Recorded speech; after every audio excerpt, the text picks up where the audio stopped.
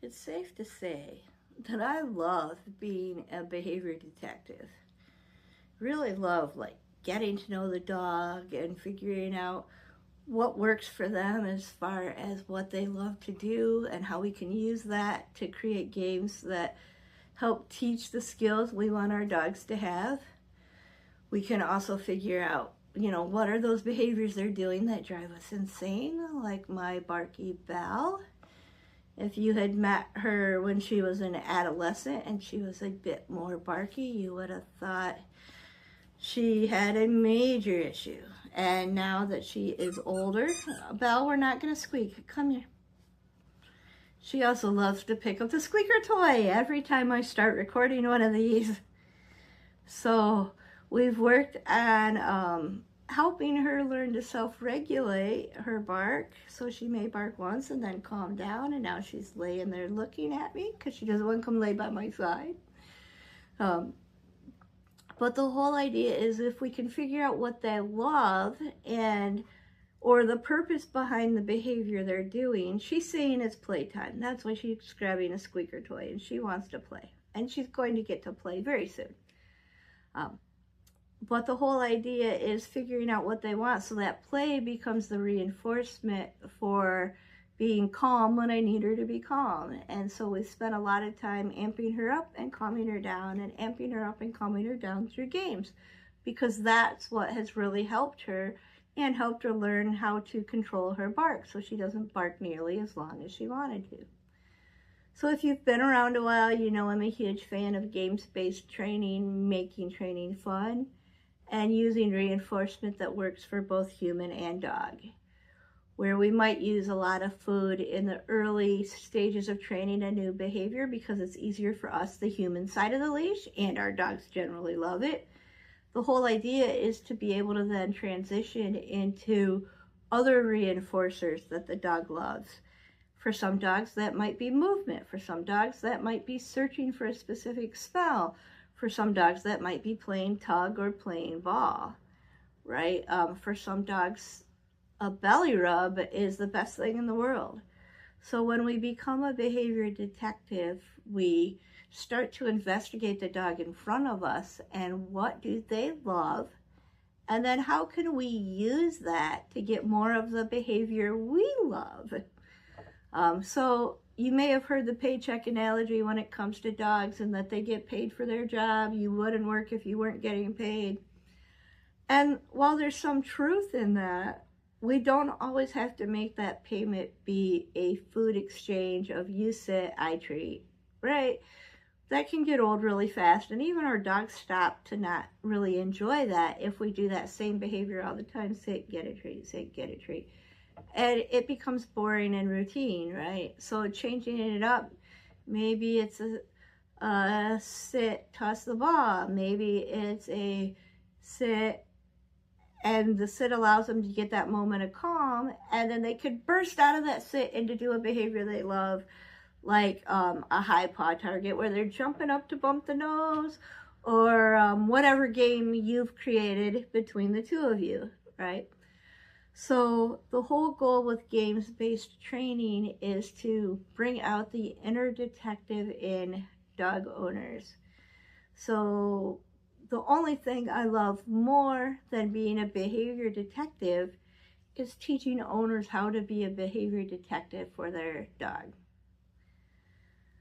So I've said time and time again that I have the absolute best clients on the planet. And they just don't get better than what I have. Some of that is by design, right? Because specifically my style of training only works with clients that want to have fun with their dogs, right?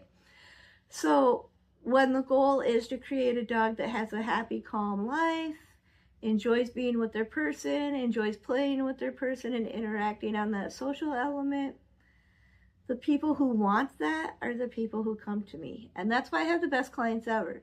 But what makes it good is they realize when what they've been doing is different than what I'm showing. So I recently had a client tell me, "I love to watch you interact with my dog." This is paraphrasing their words, but they said, "I love to watch you interact with my dog. You get down on the floor and you try it. And if it doesn't work, you try something else and you find something that works, and then you keep going and you work with that more and more and more and more. And it's just so fun to watch. And she's like, I've noticed that my prior training, and this is from the client, remember, they had noticed that previously their training was all obedience-based, say the cue, demand that it be followed, and that was it, right? Maybe some positive reinforcement, but say the cue, demand the action, reinforce, right? And that was the whole scope of their training. And so by watching me do my behavior detective work with their dog, they now have started interacting with their dog on a different level. They have a dog that absolutely loves Ball. Ball is like the #1 distractor. And when we first started working, he loved Ball so much that it was hard to teach him anything new with the ball, because all he could focus on was, when I see the ball, I stare at my person, the ball gets thrown. I see the ball, I stare at my person, the ball gets thrown.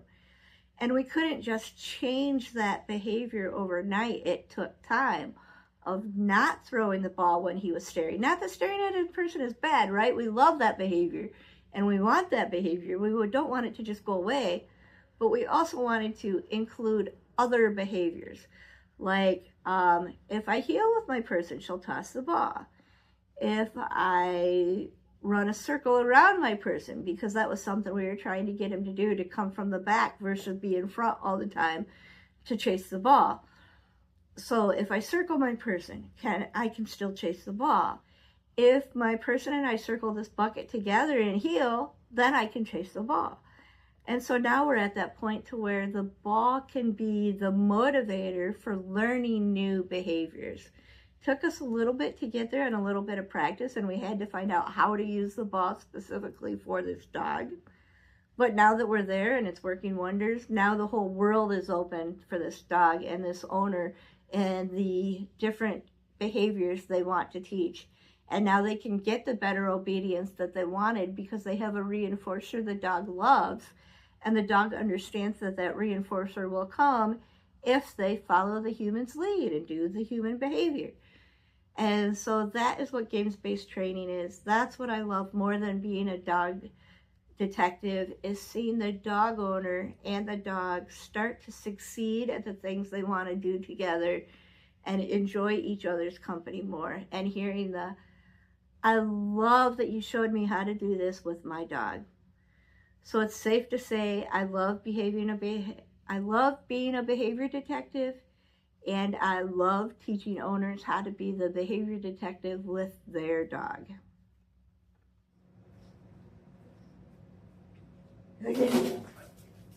Yeah.